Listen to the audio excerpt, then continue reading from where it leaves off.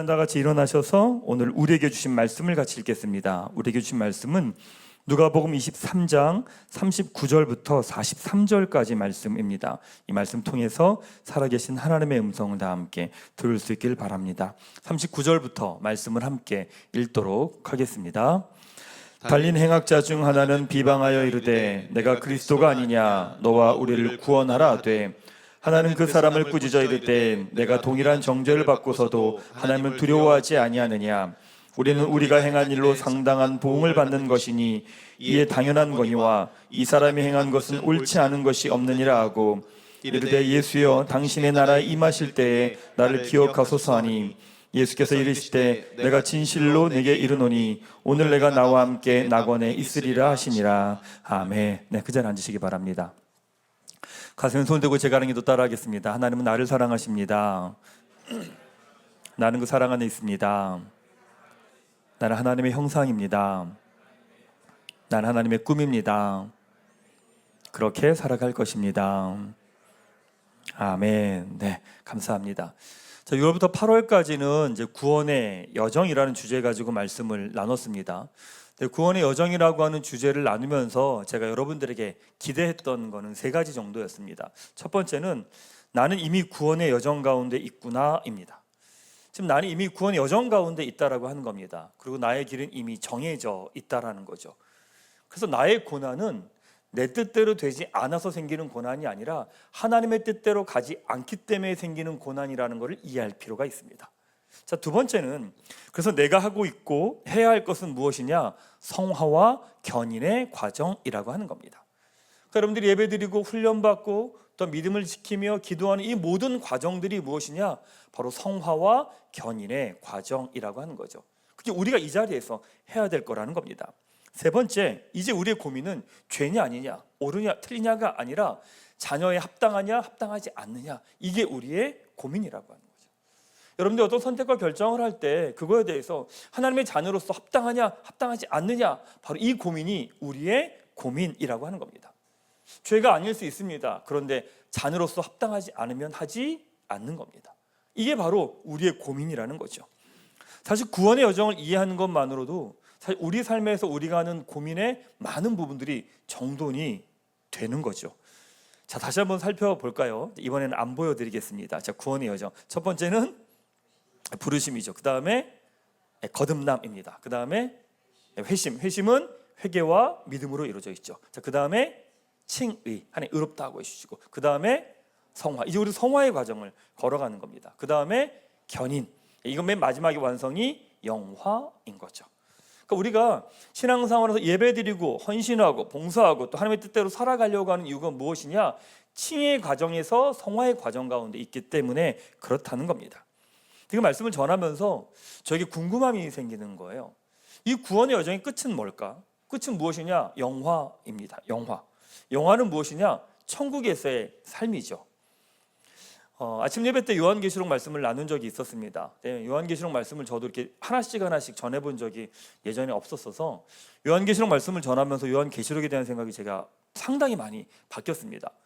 요한계시록 21장, 22장 말씀을 묵상하면서 새하늘과 새 땅에 대한 말씀을 전하고 구원의 여정에 대한 말씀을 전하면서 천국이 너무 궁금해지는 겁니다. 그래서 이번 9월과 10월은 천국에 대한 말씀을 여러분에게 함께 나누려고 합니다. 천국은요 되게 익숙합니다. 근데 익숙하지 않습니다. 잘 압니다. 근데 잘 모릅니다. 사실은 앞으로 우리가 어떻게 살아가야 되고 어떤 일이 일어나는지 사실 우리는 잘 모릅니다. 이제 9월, 10월 이렇게 2달 동안 천국에 대한 말씀을 나누면서 여러분 안에 천국에 대한 소망함이 이렇게 불같이 일어나게 되길 바랍니다. 근데 그 천국에 대한 소망이 일어나기 때문에 그래서 내가 서 있는 바로 이 자리에서 천국을 누리며 살아가는 삶, 바로 그것이 우리의 신앙이며 삶이기 때문인 거죠. 자, 천국에 대한 말씀을 전할 때 천국에 대한 단어부터 정리를 할 필요가 있습니다. 천국이라는 말 자체는 한자로 하늘천 나라국입니다. 그러니까 하늘, 나라인 거죠. 그래서 많은 사람들은 지금까지 천국 그러면 하늘에 있는, 하늘 어딘가에 있는 좋은 곳, 이곳을 천국이라고 이야기라고 생각을 합니다. 그래서 대부분의 사람들은 천국을 언제 가느냐? 죽어서 간다라고 이야기를 합니다. 복음 나눔하거나 공부하다 보면 의외로 꽤 많은 사람들이요, 천국은 언제나 죽어서 간다고 이야기합니다. 그럼 지금의 삶을 뭔가요? 그럼 딱 한마디만 해요. 버티는 거. 이렇게 얘기를 하는 거예요. 그러니까 지금의 삶에 의미가 없는 거죠. 너무 힘든 거죠. 왜? 버텨야 되는 거니까, 천국 가려면. 근데 그게 전부일까? 근데 그 말은 반은 맞고 반은 틀린 이야기입니다. 마태복음에 보면 하늘이라고 하는 표현이 되게 많이 나옵니다. 근데 유대인들은 하나님의 이름을 직접 이야기하는 걸 두려워했어요. 왜? 십계명에 하나님의 이름을 망령되이 일컫지 말아라 라고 하는 말씀 때문입니다. 그래서 하나님이라는 이야기를 할 때 하나님 대신 하늘이라고 하는 표현을 많이 썼습니다. 그러니까 하늘나라는 하나님 나라겠죠. 같은 의미가 되는 겁니다. 그러니까 하늘나라는 하나님 나라죠.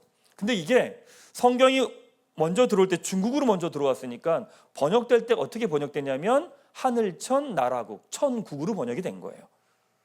그리고 우리가 성경을 읽을 때는 하늘나라 천국이라고 말씀을 읽다 보니까 천국 그러면 우린 장소 개념이 너무 강한 겁니다. 천국은 저 하늘 어딘가에 있는 좋은 곳, 이게 천국이라고 이야기를 하는 거죠. 자, 여러분 이제 정돈하셔야 됩니다. 천국, 하늘나라, 하나님 나라 같은 의미입니다. 다 같은 뜻이라는 거죠. 그렇다면 천국이 하늘나라, 하나님 나라는 장소적인 개념을 넘어서 다스림과 통치의 개념입니다.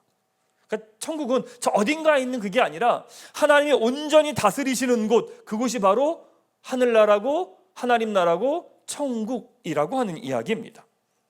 하나님 다스림 가운데 있으면 바로 그 자리에 무엇이 이루어지느냐? 천국이 이루어지는 겁니다. 가정에서 여러분이 하나님의 다스림을 받으면 가정 가운데 하나님의 나라와 천국이 이루어지는 거죠. 그러니까 내가 서 있는 곳이 어디든 그 자리에서 하나님의 다스림을 받으면 그 자리에 천국이 이루어집니다. 근데 우리가 이 땅에서 하나님의 다스림을 받으면 바로 그 자리에서 천국을 경험하기도 하지만 완전하지는 않은 거예요. 왜냐하면 나와 상관없이 외부에서 주어지는 일들이 너무 많은 거죠.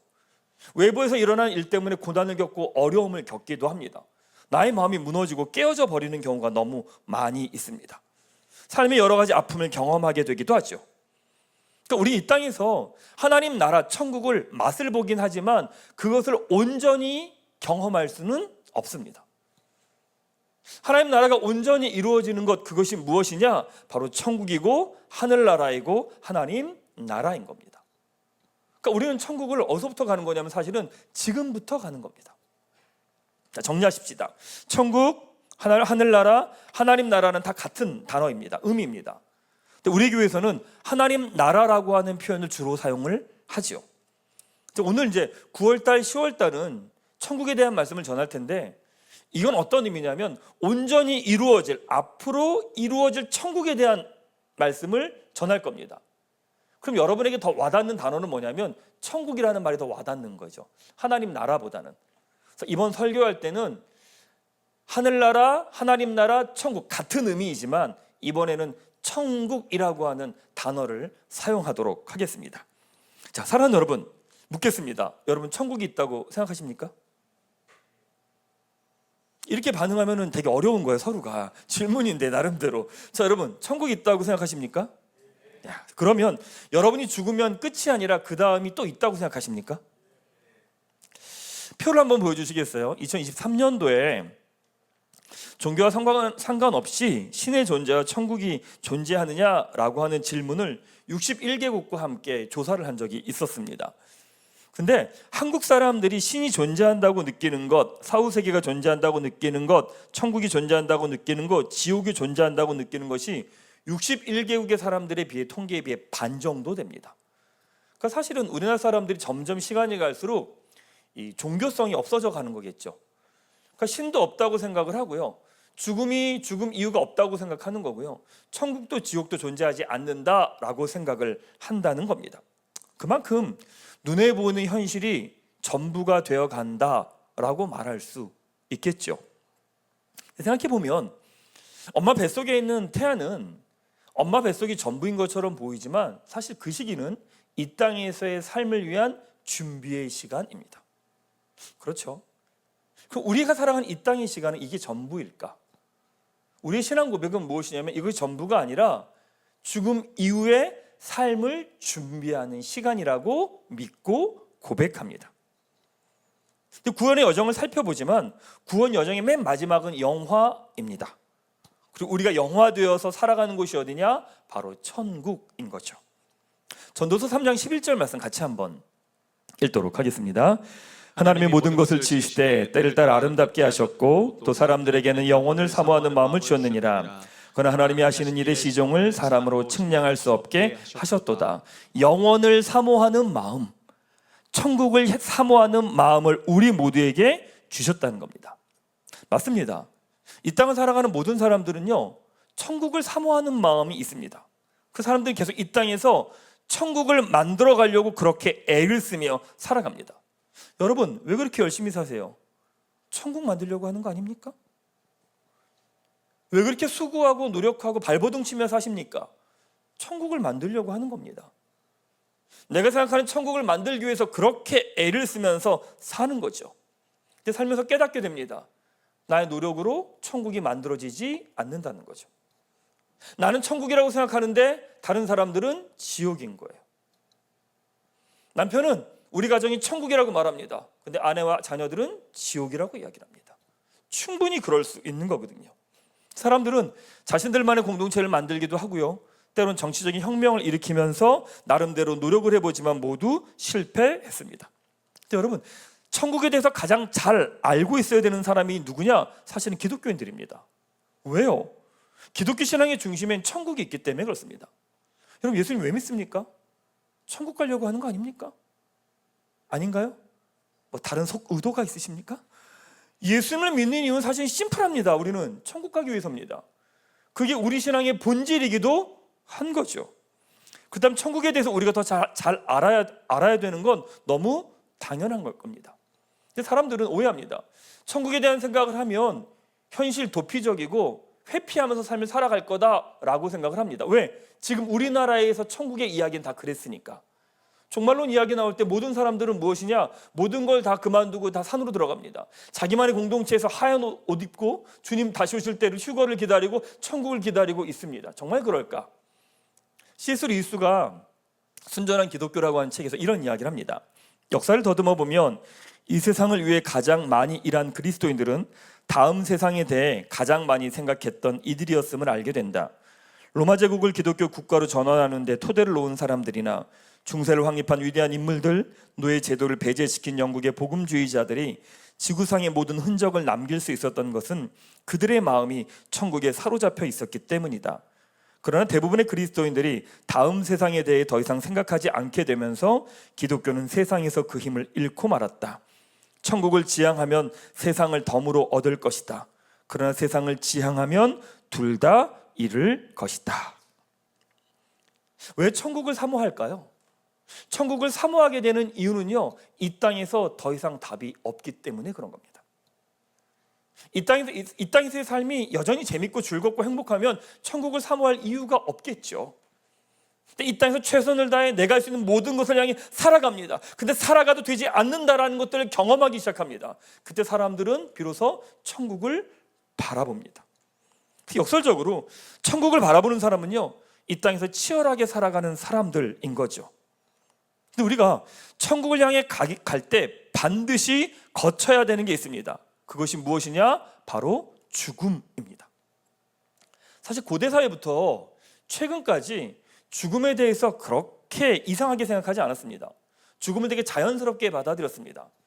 그래서 죽을 때 대부분 어디서 죽었냐면 집에서 죽었습니다. 그리고 모든 명화를 보면 죽을 때 가족들이 옆에 다 둘러싸여 있었습니다. 그러니까 죽음을 그렇게 이상하거나 낯선 것으로 여기지 않았다는 거죠. 그러니까 유럽이나 가면 대부분 묘지가 어디냐면 일상의 자리에 묘지가 다 있습니다. 왜냐하면 죽음이 삶의 일부분이라고 이해했기 때문에 그런 거죠. 근데 현대사회는요, 죽음에 대해 금기시합니다. 왜 그럴까? 시대적인 영향이기도 합니다. 자본주의 사회는요, 생산하고 소비하는 게 최고의 가치니까 죽음은 그 모든 걸 멈추는 행위입니다. 그러니까 죽음을 쓸모없는 것으로 간주하죠. 사회가 개인화되면서 사실 죽음은 함께 슬픔을 나누는 것인데 그것이 아니라 개인의 불편한 경험이 되어버린 거죠. 그러니까 서로의 아픔과 슬픔을 나누지 않습니다. 그 대중매체는 죽음을 부정적으로 비극적인 것으로만 묘사하니까 사람들 마음 가운데 죽음에 대해서 피하고 외면하고 생각하지 않는 문화가 된 거죠. 그럼 신학적으로 좀 설명드리면 이렇게 설명하기도 합니다. 인간은 영과 혼과 육으로 구성되어 있는데, 영은 우리가 예수를 믿을 때 성령께서 우리의 영에 거하시면서 영은 구원을 받았습니다. 구원의 과거형이죠.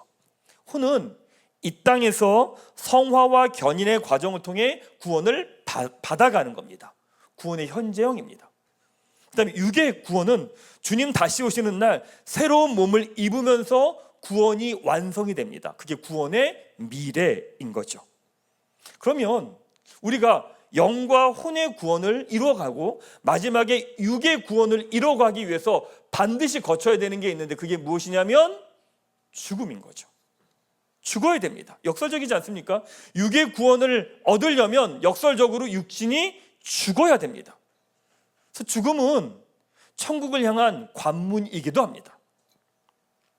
그러니까 죽음은 관계의 관점에선 사랑하는 사람들과 떠나고 헤어지는 거기 때문에 아프고 슬픈 거지만, 구원의 관점에서는 구원의 완성을 위해 반드시 지나가야 되는 천국을 향한 관문이기도 합니다.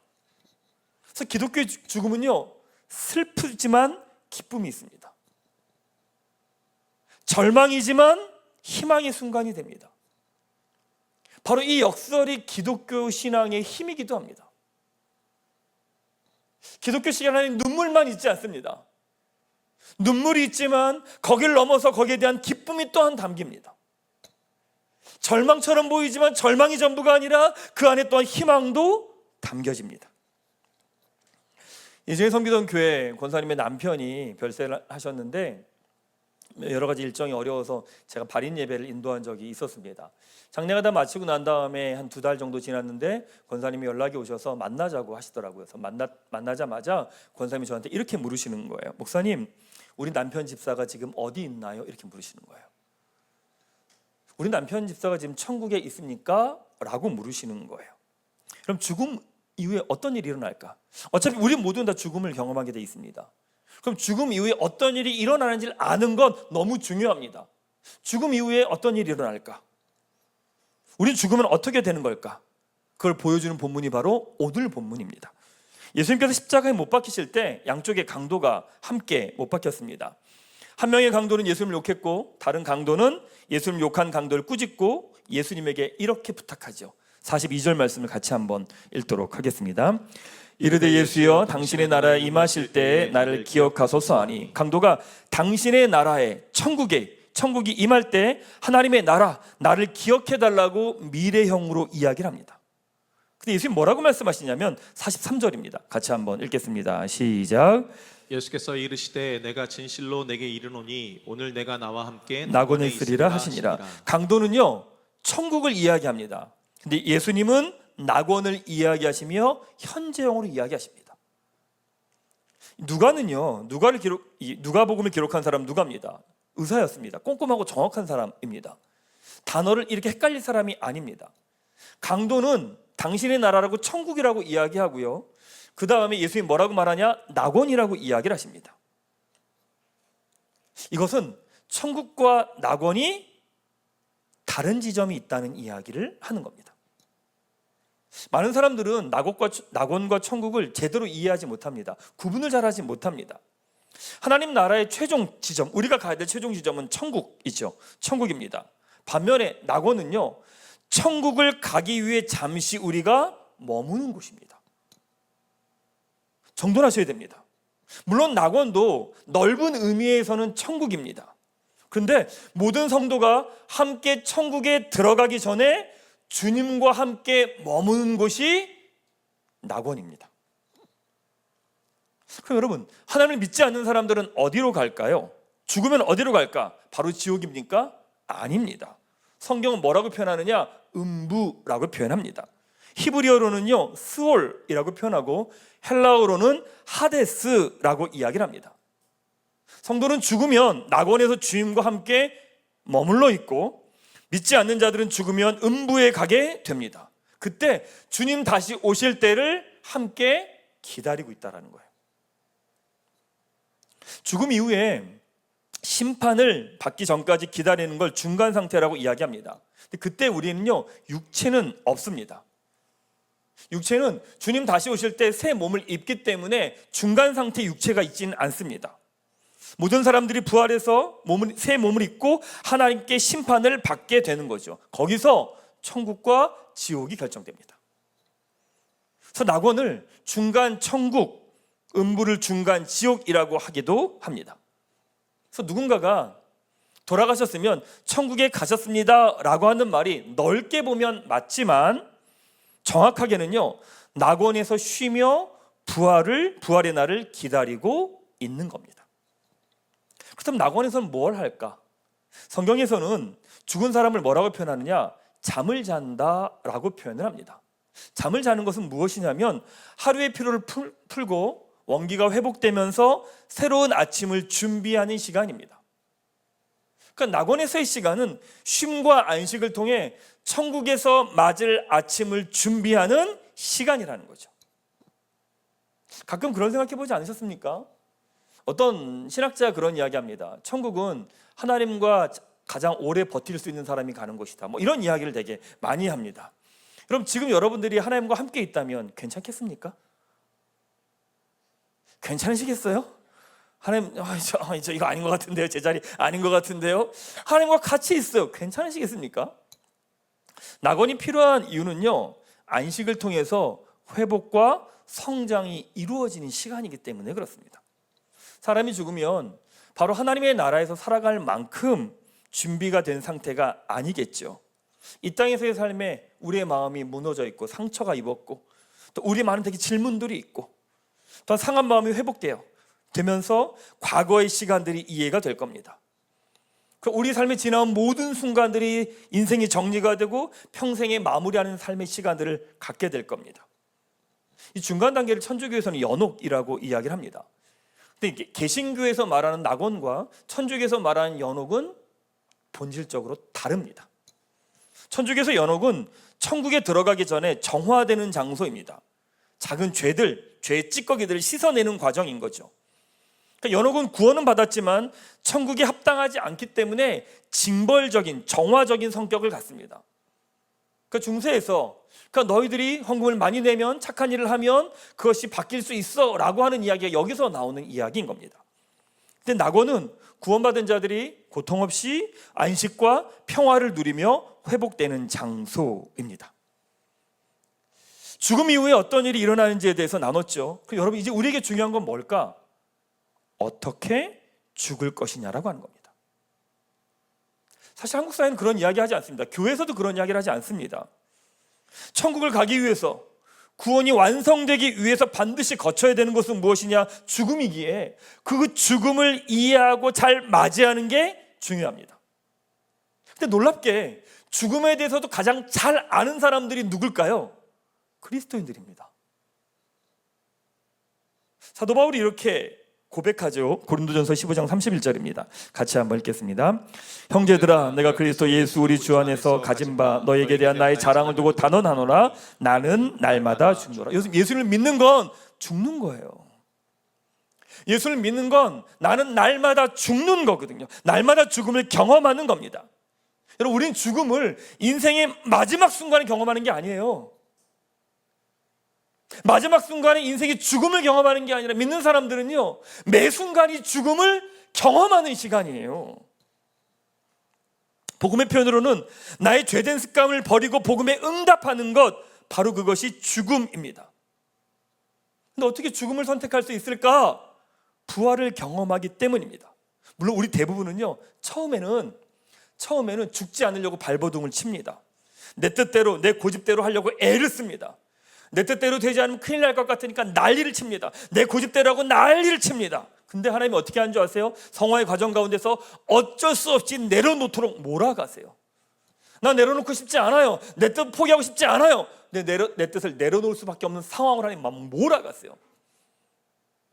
내 뜻을 내려놨어요. 난 죽었다고 생각한 거죠. 큰일 났다 생각한 거예요. 근데 놀라운 게 뭐냐? 별일이 안 일어나는 거예요. 오, 뭐야? 아니, 내가 생각한 것 이상의 일들이, 놀라운 일들이 그 안에서 일어나기 시작하는 거예요. 여러분, 그게 뭔지 아십니까? 그게 부활입니다. 우리는 우리 생각을 가지고 죽음이 끝이라고 이야기하잖아요. 놀랍죠? 끝까지 갔어요. 근데 끝이 아닌 거예요. 그 뒤에 다른 게 있는 거예요. 그게 바로 부활입니다.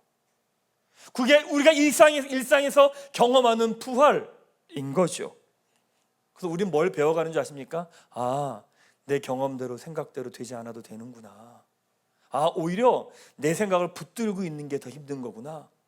결정적인 순간에 내 생각을 내려놓기 시작합니다. 결정적인 순간에 내 고집을 내려놓기 시작합니다. 왜요? 부활을 경험했거든요. 부활을 알거든요. 내려놓는다고 해서 끝나는 게 아니라 더 놀라운 일을 행하시는 하나님의 일하심의 부활을 맛봤거든요. 그러면서 내 고집을 내려놓죠. 내 뜻을 내려놓죠. 내 자녀를 내려놓죠. 부활을 알기 때문입니다. 사랑하는 여러분, 내 마음대로 산 사람은 죽음을 모릅니다. 자기 고집대로, 자기 뜻대로, 자기 하고 싶은 대로 산 사람은요, 죽음을 모릅니다. 왜요? 죽지 않으려고 그렇게 살았으니까. 그래서 아마 그분은 육체의 죽음의 순간을 맞이하면 너무 두려울 거예요, 아마. 왜? 죽어본 적이 없잖아요.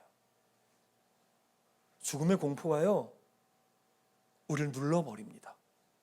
사람들이 어떤 공황장애나 왜 그 정신적으로 멘탈이 나가는 줄 아십니까? 죽음의 공포입니다. 죽음의 공포는 사람이 견디지 못합니다. 근데 그걸 한 번도 경험해보지 않다가 마지막 순간에 자기가 그 죽음의 공포를 경험하는 것, 그게 감당할 수 있겠습니까? 장례를 치르다 보면 되게 여러 분들을 만나게 됩니다. 장례를 믿음으로 기쁨에 잘 받아들이는 분들도 있고요, 마지막 순간까지 인정하지 못하면서 죽는 분들도 있습니다. 왜 그럴까? 사실 예수 믿는 사람들은요, 우리의 매 순간이 사실은 죽는 사람들입니다.